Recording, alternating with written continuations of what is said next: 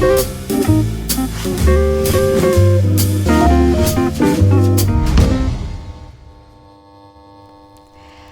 semuanya, halo Sobat KBRI, selamat datang kembali di acara Embassy Talks bersama saya dengan Fitri yang akan menjadi host untuk Embassy Talks episode kali ini. Nah, hari ini adalah episode yang sangat spesial. Kenapa spesial? Bukan karena pakai telur, tapi karena kita kedatangan tamu yang datang dari jauh-jauh sekali, yakni dari Kalimantan tepatnya. Kalau kita hitung sih, tadi saya hitung di Google Maps itu jaraknya dari Kalimantan ke KBRI Den Haag itu 11.200 km. Kita sambut tim Misi Budaya Telinga Panjang dari Kalimantan Utara. Yeay. Halo, selamat datang semuanya. Selamat datang di KBRI Den Haag. Sekarang silakan memperkenalkan diri dulu kali ya. Mungkin dari kita menghormati yang paling tua, Nenek. Boleh memperkenalkan diri, Nek? Siapa namanya? Asalnya dari mana? Nama saya Christina Ye Lawing, dari Kalimantan Timur, dari Kecamatan Longpahangai, Kap Mahulu, Kabupaten Mahulu. Oh ya, dari Kalimantan Timur. Tadi saya salah sebut berarti ya, dari Kalimantan Timur teman-teman. Oke, terima kasih banyak Nek. Ini Nenek pertama kali ke luar negeri atau sudah pernah ke luar negeri sebelumnya? Bulan 12 saya ke Yerusalem, ke Israel. Ya. Kembali baru datang ke Belanda. Oh, jadi habis dari Yerusalem datang terus ke Belanda ya, Nek ya? Iya. Wah, luar biasa Nenek. Gimana Nek pertama kali sampai di Belanda, apa perasaannya? Seneng nggak? Senang sekali. Seneng sekali ya? Ya, bisa berkunjung ke Belanda. Iya. Dingin nggak? Dingin sekali. Kalau dibandingkan dengan di rumah, jauh lebih dingin ya Nek ya? Ya, jauh lebih dingin. Panas? Agak panas di sana. Agak panas di sana ya. Meskipun ada sungai dan apa namanya, pohon. Ya. Kita di ulu sekali, di ulu Mahakam. Berarti di ulu tuh maksudnya di dalam ya? Ya, di dalam. Dekat perbatasan Malaysia kami. Oh iya, betul. Tadi saya lihat di peta. Aku peta.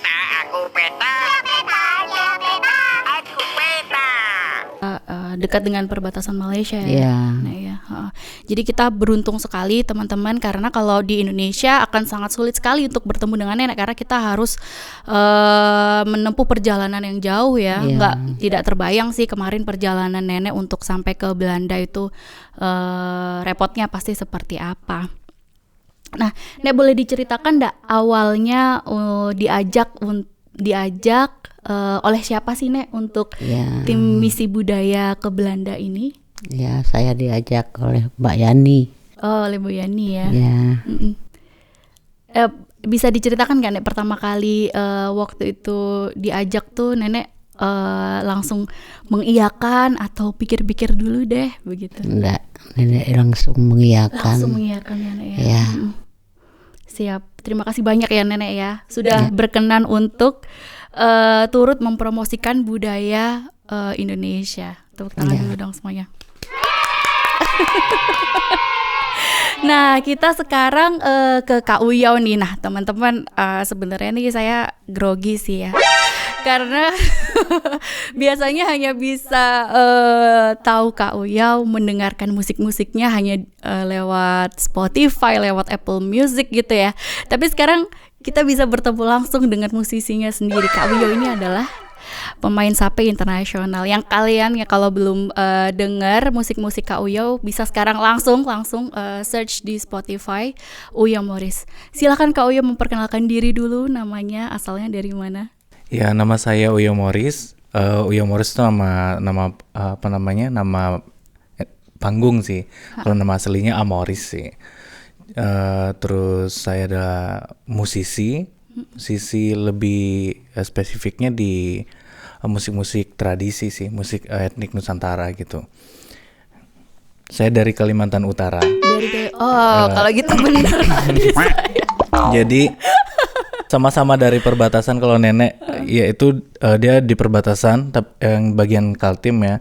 Kalau saya itu di Kabupaten Malinau di bagian perbatasan juga yang berbatasan itu dengan Sabah, Malaysia. Oh, Kak Uyo bisa diceritakan nggak siapa sih dulu yang ngajarin main sape itu dan kenapa pada akhirnya memutuskan untuk bermain sape untuk menjadi musisi sape internasional gitu?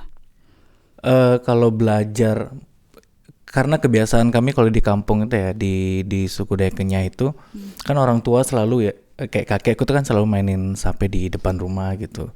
Terus kadang kalau misalnya udah sore atau pagi, sore sama pagi biasanya dia sering main. Nah, kami waktu masih kecil tuh sering duduk sambil liatin dia, terus dia akan bercerita entah cerita apa saja tentang masa mereka di kampung yang lama karena kami udah pindah ke kampung yang baru gitu kan. Nah, dari proses itu ya mungkin secara tidak sadar saya merekam apa yang dia lakukan, terus akhirnya saya coba-coba praktekin gitu. Nah, dari situ nggak yang benar-benar mainnya gini nggak. Jadi bener aku yang interest dengan alat musik itu. Kemudian ya dia kakek sih tinggal ngajarin tuh. Kalau nggak salah tuh umur 8 tahun itu udah masuk di tim kesenian di kampung. Jadi di satu kampung itu di kampungku itu ada tim kesenian yang biasanya di kampung-kampung lain itu yang menjadi musisi itu orang-orang tua ya. Nah, khusus di kampung gitu yang bikin unik itu tim musisi-musisinya itu anak-anak kecil semua. Nah, jadi kita jadi bayangin dari waktu SD masih kecil, terus SMP kita tuh tim kesenian dari kampung itu jadi dipakai terus, bahkan mewakilin dari Kabupaten Malinau terus ke provinsi kayak gitu. Masih kecil banget waktu gitu. Iya. Iya. Menarik. Nanti kita bisa insert sedikit ya penampilan Kak Uyo, kerennya seperti apa. Kak Uyo bisa diceritakan nggak perbedaan antara sape dan gitar itu ada perbedaan nggak sih? Dan kenapa Kak Uyo lebih memilih untuk bermain sape gitu daripada bermain gitar? Oh iya. Sape sama gitar sebenarnya punya perbedaan yang cukup signifikan ya. Kalau di gitar itu kita bisa main akord gitu ya, main akord yang ya selayaknya main gitar gitu. Cuman kalau di sape itu, kalau yang tradisinya lebih banyak main melodi. Sape itu lebih banyak main melodi. Lebih susah intinya. Kalau untuk orang yang bisa main gitar sebenarnya nggak terlalu susah sih. Itu bisa diajarin, malah lebih gampang sih kalau udah penjariannya bisa gitu. Nah, kenapa memilih sape itu sebenarnya karena dulu tuh waktu kecil memang udah bisa main sape. Terus merantau SMA itu ngelihat bahwa sape ini sedikit banget anak-anak muda yang mainin gitu. Tapi itu nggak yang rasa terpanggil untuk memainkan musik itu, waktu itu belum. Jadi ketika kuliah, awalnya aku pengen kuliahnya itu ngambil string. Jadi aku kan bisa main biola. Jadi awalnya itu mau masuk di string gitu.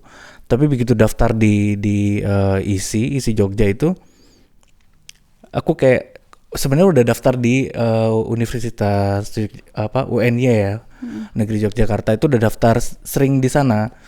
Cuman kayak aku kan bosenan kalau main musik ya, jadi pengen itu belajar banyak hal gitu. Nah, tiba-tiba ada satu jurusan tuh etnomusikologi, jadi belajar semua alat musik Nusantara, ada gamelan, terus semuanya lah dari situ, dari berbagai provinsi, berbagai suku. Akhirnya yang tadinya interest aku ke string itu langsung teralihkan. Jadi karena kalau di kampus kan kita berteman, kita bisa belajar dari teman ya, bisa belajar terus ya saling sharing pengetahuan tentang entah praktek musik kayak gitu. Jadi kayaknya lebih bagus aku ambil musikologi gitu. Dan untuk kenapa sape gitu, karena kalau gitar itu kan terlalu banyak orang pemain gitar. Nah, ketika mulai kuliah itu aku mulai kayak sadar bahwa kenapa sape ini nggak bisa di treatment seperti gitar. Walaupun dia nggak jadi seperti gitar, tapi dia punya porsi tersendiri yang bisa membuat orang itu mengenal bahwa ada satu alat musik dari Kalimantan yang memiliki suara yang cukup memikat kayak gitu. Dan seiring berjalannya waktu yang tadinya dari kecil terus sampai 2012 13 14 itu masih main lagu-lagu tradisi, tapi yang harapanku untuk anak muda tuh bisa belajar gitu ya, interest dengan alat musik tradisi ini nggak terjadi gitu. Terus waktu itu aku aku ada ke luar negeri itu perform di Kazakhstan kalau nggak salah. Iya, di Kazakhstan kalau nggak salah yang pertama. Jadi aku iseng doang karena lagi nunggu di backstage kan, lagi nunggu perform. Jadi aku cover lagu gitu. Terus upload aja di Instagram, rame gitu. Terus besok bikin lagi, terus upload rame terus. Jadi begitu balik ke Indonesia, kenapa ini nggak dilakukan, sehingga ya dari situ formulanya dari situ sih. Jadi ternyata anak-anak muda itu jadi tertarik ketika alat musik tradisi ini bisa dibawa ke zamannya mereka gitu. Iya, betul. Lebih ke sana sih. Jadi sekarang Kak Uyo juga kalau didengerin di albumnya ada beberapa lagu-lagu baru yang di mix gitu ya, dan dan juga pakai modernisasi ya dengan efek-efek ya. Betul. Itu sih mantap, keren banget. Berarti udah perform di luar negeri di mana aja? Kalau di luar negeri, kalau Eropa tuh baru Belanda sama Prancis, terus Amerika Latin tuh Ekuador, Panama, terus Kazakhstan. Kalau Asia tuh Jepang, ya di Asia inilah Singapura, terus Malaysia, Thailand gitu. Sudah mendunia guys. Keren. Iya. Oke, sekarang kita ke yang paling buncit nih. Iya. Belai Jandam. Apa sih artinya Belai itu bahasa Dayak? Ya, Belai itu nama Dayak, artinya kebahagiaan. Kalau nama pertamaku Layatania, artinya lagu-lagu atau kidung-kidung. Jadi kalau digabung lagu-lagu kebahagiaan. Memang gitu. sih kalau lihat kayak Belai itu jadi bahagia gitu kitanya ya. Jadi Belai ini dari Dayak ya, suku Dayak ya? Ya, aku asli Ngaju dan Maanyan. Jadi mungkin buat teman-teman juga yang belum tahu, suku Dayak ini sebenarnya banyak sekali, subsukunya lebih dari 400. Nenek misalnya dari Dayak Bahau, Kak Uyo dari Dayak Kenyah, aku dari ibuku Ngaju, papaku Maanyan. Jadi kalau aku Kalimantan Tengah aslinya keluarganya. Sekarang kelas berapa sih? Aku udah kerja. Aku udah baru kerja. lulus kuliah tahun lalu, terus sekarang udah kerja di base di Indonesia. Oke, kesibukannya berarti kerja ya? Ya, aku praktisi iklim dan kesehatan, dan aku juga advokat untuk masyarakat adat dan peran masyarakat adat dalam aksi iklim gitu. Wah, luar biasa, itulah yang namanya pemuda penerus bangsa ya, itu harus seperti itu ya. Berarti kalau tadi disebut oleh nenek ada Bu Yani ya, berarti itu adalah ibunya Bella ya, yang juga merupakan advokat untuk masyarakat adat dan perlindungan hutan. Jadi inspirasi sekali buat aku juga. Oke, siap. Nah, boleh diceritakan nggak Belai, kegiatan tim misi budaya Telinga Panjang di Belanda ini tujuannya untuk apa sih, dan kegiatannya apa aja sih selama ini?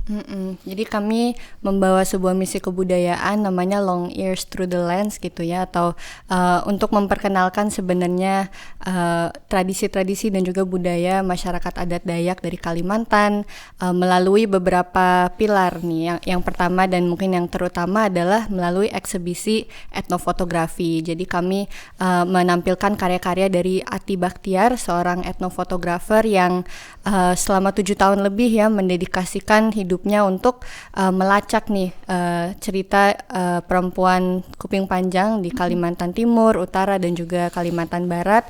Kemudian foto-fotonya itu tidak hanya menunjukkan kecantikan kuping panjang, tapi juga kehidupan perempuan-perempuan kuping panjang seperti Nenek Yek di Long Isun gitu ya. Nah itu menjadi salah satu karya-karya yang kami tampilkan. Kemudian di luar dari photographic exhibition juga kami ingin memperkenalkan nih budaya Dayak itu sebenarnya sangat luas gitu ya, dan banyak sekali hal-hal menarik yang bisa kami tampilkan gitu, termasuk musik sape dari Kak Uyau. Kami juga bawa Kak Ding Hibau juga dari Long Pahangai. Beliau adalah penari hudok dan juga filmmaker. Kemudian selain menampilkan performance, kita juga ingin membuat ruangan untuk bisa mendiskusikan lebih dalam sebenarnya apa sih filosofi di balik budaya dan tradisi ini, dan kenapa sih peran masyarakat adat dan masyarakat adat Dayak itu penting dalam perlindungan hutan dan lingkungan. Jadi selain exhibition dan performance, kita juga mengadakan enlightening talks kita bilangnya. Jadi nggak hanya performatif, tapi juga ada substansi yang ingin kita perkenalkan kepada teman-teman di Belanda.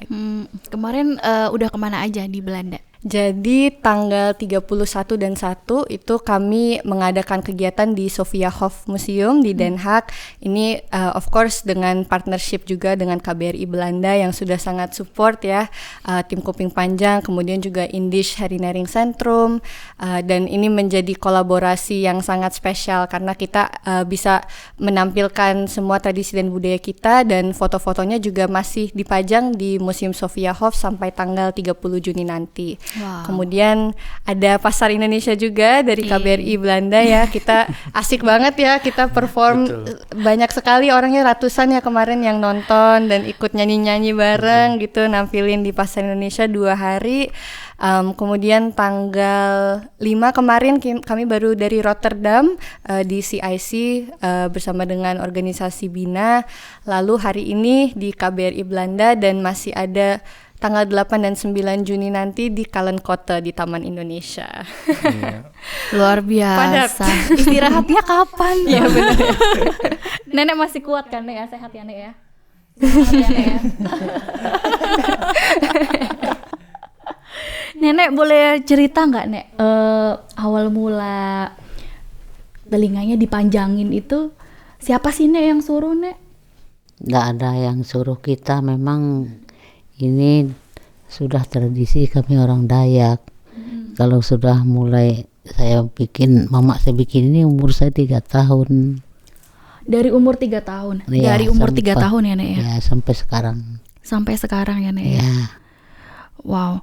Terus sebenarnya ada artinya nggak, Nek? Maknanya gitu, telinga panjang? Iya. Kalau kami orang Dayak itu sudah tradisi pertama menambah kecantikan bilang orang tua kita, iya, gitu. Mereka bikin telinga, ini budaya kita. Ya, kayak Kak Uyau juga telinganya dipanjangin juga, Kak Uyau? Iya. Iya, jadi ada perempuan telinganya dipanjangkan, laki-laki juga ya? Iya. Ya begitu di desa kami, di tempat saya. Begitu juga perempuan laki bikin telinganya. Perempuan laki-laki ya, Nek ya? Bisa bikin telinganya. Sampai sekarang itu masih terus berlanjut? Nggak ada, hanya saya sendiri yang masih ada telinga panjang. Oh, jadi Nenek Yek adalah generasi terakhir ya, untuk telinga panjang. Ya. Wah, kita beruntung sekali bisa menyaksikan secara langsung budaya yang sekarang ini sudah tidak ada lagi ya, dan mulai punah. Udah mulai punah, betul. Ada perbedaan nggak arti antara telinga panjangnya perempuan dengan telinga panjangnya laki-laki? Tidak ada perbedaan. Tidak ada perbedaan ya. Kalau tato, Nek, tato sendiri, ini Nenek ada tato, Kak Uyau juga, itu ada artinya nggak? Ya, memang tato ini ada artinya. Pertama, kalau kita tidak punya tato, kita yang perempuan. Kalau kawin, baring yang mana laki, yang mana perempuan, kaki tangan, begitu. Oh. Kita harus bikin tato, kita yang perempuan. Kalau yang perempuan harus bikin tato. Ya. Baik. Tato juga sebenarnya kalau yang laki bikin tato dulu nenek moyang kita bikin contengnya begini 3 di tangannya, berarti dia sudah bunuh manusia. sudah ngayau Ya, gitu. tidak ada sembarang orang yang berani Iya. bikin ini. Jadi misalnya yang ada laki. 3, berarti itu ada Namanya tidak berapa ubah. orang? Dia bilang. Tapi itu zaman dulu ya. Ya, zaman dulu sekarang enggak ada itu.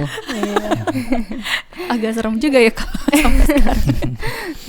Tapi itulah budaya Ya. budaya kita ya, Nek ya. Nah, kembali lagi boleh ya, Nek, ke Kak Uyau.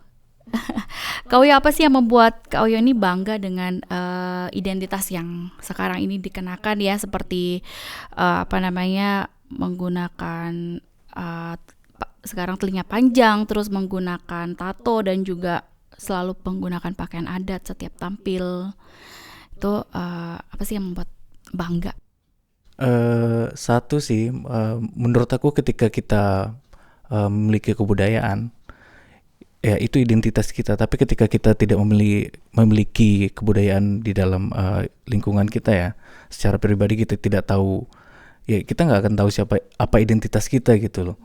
Jadi menurut saya kebudayaan itu adalah salah satu identitas yang memang melekat dari lahir di kita, dan tinggal kitanya aja mau memberitahu orang tentang siapa sih saya gitu. Nah, kenapa saya begitu bangga? Karena menurut saya menjadi seorang anak Dayak itu sangat membanggakan bagi saya ya, walaupun dulu tuh doktrinnya orang stigmanya itu negatif. Tentang kayak misalnya ngelihat saya, misalnya kalau lagi dulu kan saya suka pakai lengan pendek, terus pakai boot ya, pakai boot kalau di kota ya. Dulu awal-awal kuliah terus pakai celana pendek gitu terus jalan. Orang itu pasti udah yang stigmanya ini anak-anak nakal gitu. Terus ya kadang aku pernah dapat salah satu dari satu instansi lah ketika mengurus berkas tertentu, dan sampai dikira memang saya tidak sekolah, dan jadi diperlakukan sebagai orang yang tidak berpendidikan gitu. Dan saya ya mengiyakan aja karena mereka akan repot sendiri gitu. Jadi ya kalau mau repot ya silakan aja. Jadi saya tidak repot-repot lagi untuk menulis apa semacam gitu. Tapi begitu mereka udah tahu, oh ternyata latar belakang orang ini sekolah gitu, dan mereka yang minta maaf habis itu. Ya menurut aku kenapa aku pakai telinga panjang terus tetap nato itu punya cerita sih. Jadi dulu kayak di daerah lah banyak, ayo kita lestarikan, ayo kita lakukan kita harus melakukan budaya ini karena generasi selanjutnya harus melihat gitu. Cuman percuma kalau misalnya yang ngomong itu tidak melakukan pada dirinya sendiri gitu. Ya itu kenapa pertama kali aku memutuskan itu sekitar awal kuliah juga 2010. Jadi untuk melakukan telinga panjang terus menato diri. Jadi tidak perlu lagi berbusa-busa untuk bilang, ayo dong. Ya kamu tinggal lihat aja apa yang aku lakukan itu jelek apa enggak. Jadi untuk masyarakat yang khususnya di kampungku ya sayangnya yang perempuan tidak tertarik untuk melakukan telinga panjang karena termasuk juga tato karena beberapa alasan. Seperti ya mereka takut tidak memiliki suami, terus tidak mendapat pekerjaan. Tapi di tempatku efeknya ke beberapa generasi muda khususnya yang cowok ya, mereka akhirnya mau untuk melakukan telinga panjang. Mungkin ada sekitar 7 atau 8 anak muda. Oh iya. Cuman khusus laki-laki saja. Dan itu mereka sekarang tidak hanya bergelut di dunia musik ya, tapi pekerjaan-pekerjaan lain juga. Nah, yang jadi masalah sebenarnya kalau kita mau jujur ya, mereka melakukan itu karena mereka rata-rata latar belakangnya sebagai petani. Pemuda-pemuda yang memang mereka tidak akan mencari pekerjaan di bidang industri atau di perusahaan kayak gitu, dan mereka akan walaupun di perusahaan yang memang bisa menerima mereka gitu. Itu masih jadi kendala ya berarti. Termasuk adekku yang nomor 2, dia kan juga sangat panjang sekali telinganya walaupun cowok gitu. Terus dia juga punya tato. aku ngasih dia challenge karena dia selalu ngikut aku gitu kan. Terus aku bilang, kamu harus ketika kamu umur menginjak 24, 25, aku tidak bisa membiayai kamu juga gitu. Kamu harus bertanggung jawab untuk dirimu. Jadi mulai sekarang kamu pikirlah apa yang akan kamu lakukan ketika kamu merantau gitu. Jadi dia mencoba untuk mencari pekerjaan. Mencari pekerjaan, dia potong rambutnya habis, terus karena dia ini diterima, akhirnya dia diterima lah ceritanya, terima di satu, jadi cleaning service. Dia diterima lah di situ. Terus begitu hari pertama dia ke kantor untuk ini ya, untuk tanda tangan kontrak atau apa semacam, itu langsung tiba-tiba, oh mohon maaf Pak, lowongannya sudah terpenuhi. Jadi mereka melihat yang dia tuh ngasih foto dia itu yang waktu dia tidak memiliki, waktu dia baru lulus sekolah gitu dan dia belum memiliki tato. Jadi padahal seorang cleaning service doang loh itu. Dia waktu itu di salah satu mall gitu. Akhirnya dia memutuskan untuk kayaknya bukan ini jalanku deh, aku harus cari yang lain. Nah, dan sekarang dia ya jadi content creator juga sih. Jadi content creator, dan aku lebih akhirnya lebih bangga lagi sih karena dia juga bercerita tentang Dayaknya dengan versinya dia gitu. Jadi banyak ternyata orang-orang Indonesia itu yang dalam tanda kutip ya menganggap bahwa orang Dayak itu sangat-sangat primitif gitu. Jadi orang Dayak memang pakai baju Bang. Jadi dia akan menjelaskan ya orang Dayak sama kayak kamu gitu. Jadi Boleh disebutin akun ya, Instagramnya? Instagramnya bisa nanti lihat Onal Majan. Ya. Nanti kita Iya. di bawah ini. Iya, itu sih. Oke, Kak Uyo ada pesan ini nggak, harapan ke depannya untuk Dayak dan juga untuk musik tradisional Iya. dan budayanya? Mungkin untuk semua anak muda Indonesia kali ya, karena kalau cuma bilang ke Kalimantan, aku rasa semua anak muda di daerah tradisi di daerah itu nasibnya hampir sama gitu. Jadi untuk mereka yang memiliki kebudayaan ya banggalah dengan apa yang kamu punya sekarang, karena ketika itu sudah tidak ada, apa yang mau kamu banggakan dengan identitasmu gitu. Nah, sedangkan untuk orang di luar kita ya, karena kadang ketika melihat orang yang dari suku-suku, kan kita di Indonesia tuh berbeda-beda ya, beda-beda banget. Kayak misalnya orang Papua, orang Kalimantan, orang Batak, kita punya kalau dijajarin tuh pasti ini dari beragam Indonesia gitu. Dan masing-masing kita tuh punya keunikan. Nah, jangan sampai stigma-stigma negatif tentang kalau kita belum mengenal, jangan pernah ngejudge gitu, jangan pernah berpendapat tentang dari penampilan orang tersebut gitu, karena belum tentu orang yang memiliki piercing, tato, terus gondrong itu kriminal or melakukan sesuatu yang negatif gitu. Ya, mulai dari kita orang Indonesia sih menurutku yang ya hormatilah setiap suku yang ada di Indonesia dengan beragam unik. Ya. Betul. Sangat inspiratif sekali. Makasih banyak ya Kak Uyo udah mau berbagi ceritanya, perjuangannya dengan kita. Dan makasih banyak udah berbagi karyanya, karena udah menemani kita nih, karyanya menemani kehidupan sehari-hari kita yang penuh dengan lika-liku ini. Iya, bisa buat teman-teman yang sedang nonton, boleh saya juga ada YouTube channel Uyo Morris, terus musik digitalnya juga ada di Spotify, terus Apple Music, Joox, semua ada. Tinggal Uyo Morris, siapa tahu ada yang pengen dengar musik tradisi, pure tradisi, terus bagaimana kalau musik Kalimantan itu digabung dengan EDM dan sebagainya, itu teman-teman bisa cari aja gitu Uyo Morris gitu. Magis banget sih, emang magis. Musik sape itu magis banget. Emang ada magisnya gitu ya, emang untuk menghipnotis gitu nggak sih? Enggak ya? Kalau dulu tuh memang sape itu digunakan sebagai salah satu media untuk penyembuhan. Jadi make sense. Jadi misalnya ada dua orang, misalnya nenek yang karena biasanya perempuan sih yang tukang menyembuhkan, terus yang satunya untuk mengiringi. Jadi dia sebagai part dari prosesi itu gitu. Alat musik sape ini ya menghantar untuk ke lebih dalam sih. Wow. Dulu. Ternyata seperti itu ya. Jadi ketika kayak keilmuan kedokteran apa semacam udah masuk, banyak akhirnya ditinggalkan gitu, karena juga secara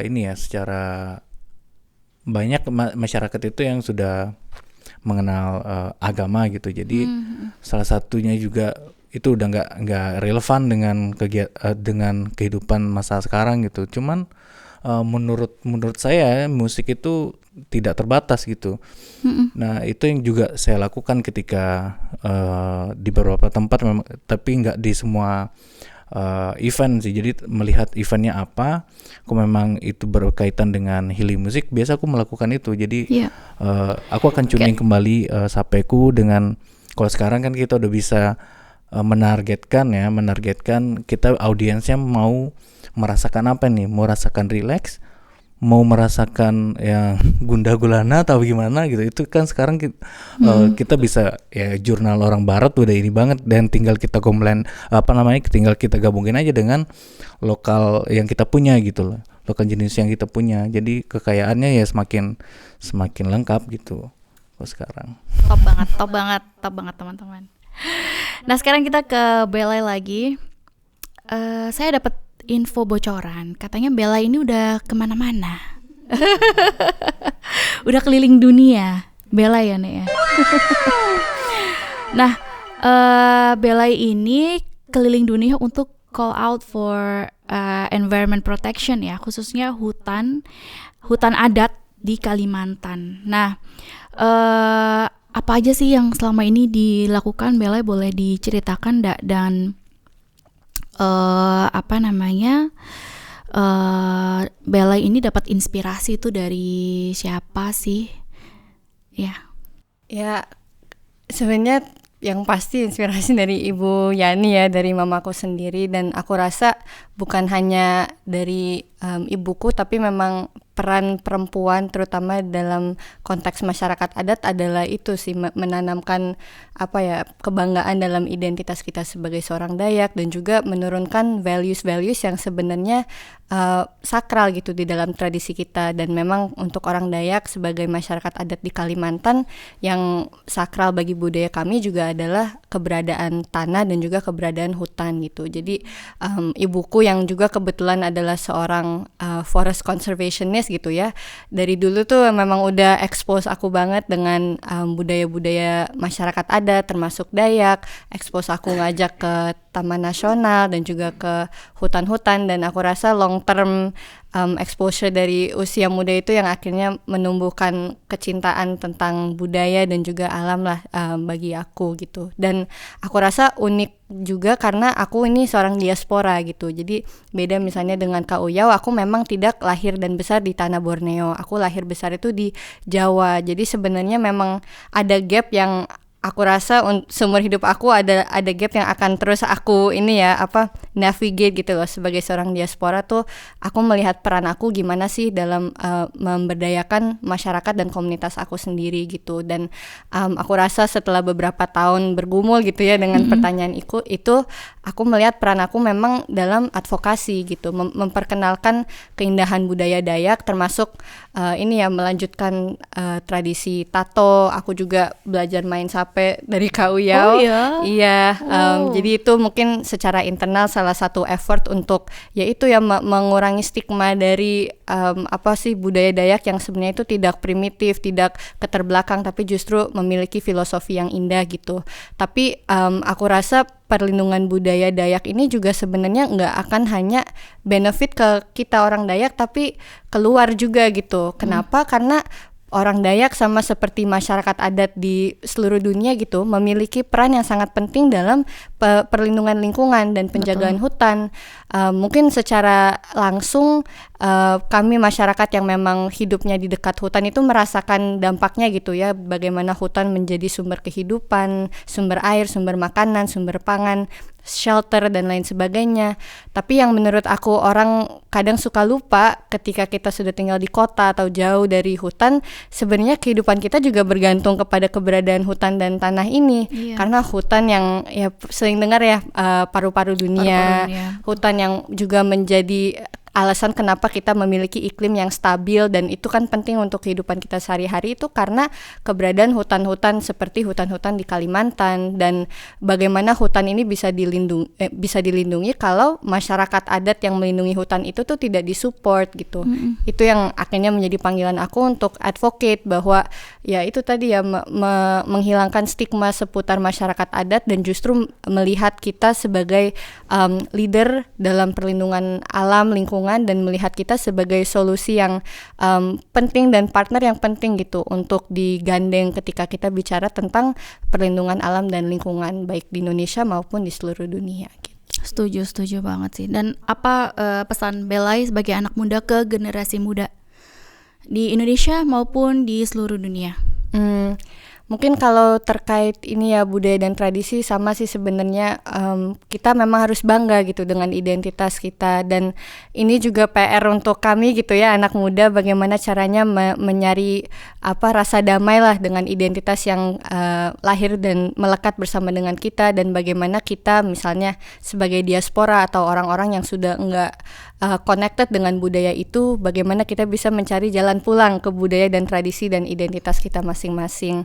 Dan mungkin untuk audiens secara global gitu ya, untuk tidak lagi melihat masyarakat adat ini sebagai kelompok yang tidak relevan dan kelompok yang keterbelakang, justru mengubah cara berpikir itu dan melihat bagaimana kita sebenarnya memainkan peran yang sangat penting untuk melindungi hutan dan tanah yang sebenarnya akan melindungi kehidupan kita semua juga gitu.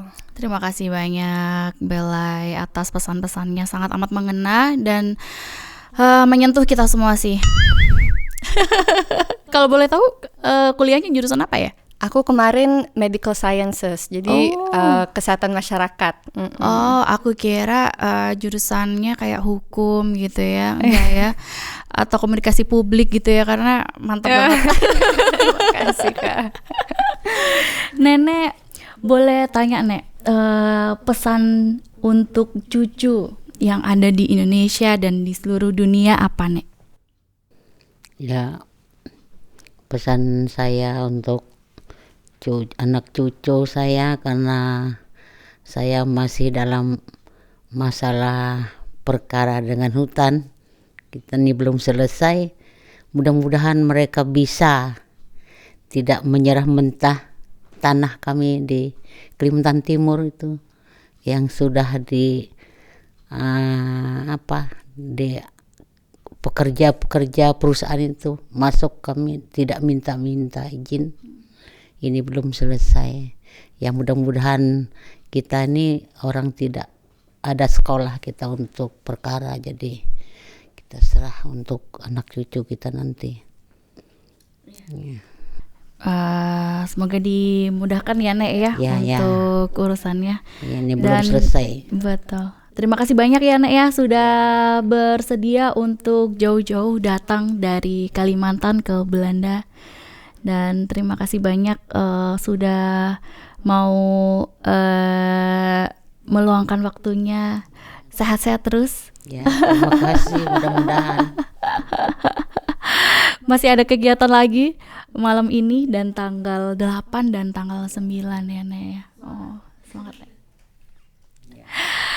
Nah, teman-teman, sobat KBRI semuanya, itu tadi bincang-bincang kita dengan tim misi budaya Telinga Panjang dari Kalimantan. Kalau boleh kita simpulkan sedikit untuk ngobrol-ngobrol pada hari ini.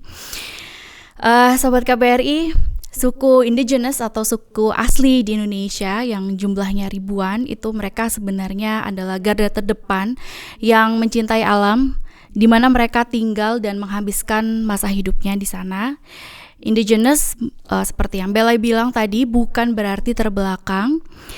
Kearifan dan kebijaksanaan mereka dalam menjalankan keseharian, tradisi dan budayanya semua selaras dengan alam ya. Dan karena mereka ini memang dekat dengan alam, merekalah penjaga alam kita. Untuk itu kita perlu sekali untuk berterima kasih kepada mereka, karena mereka, hutan-hutan kita masih tumbuh kokoh menjadi paru-paru dunia. Terima kasih banyak Nenek atas waktunya Kak Uyau dan Belai yang sudah mampir ke KBRI Den Haag dan membagi kisahnya dengan kita semua. Semoga bisa menjadi pelajaran buat kita bersama. Terima kasih, sampai jumpa kembali di episode Embassy Talks selanjutnya. Duy. Terima kasih. Sama Ai.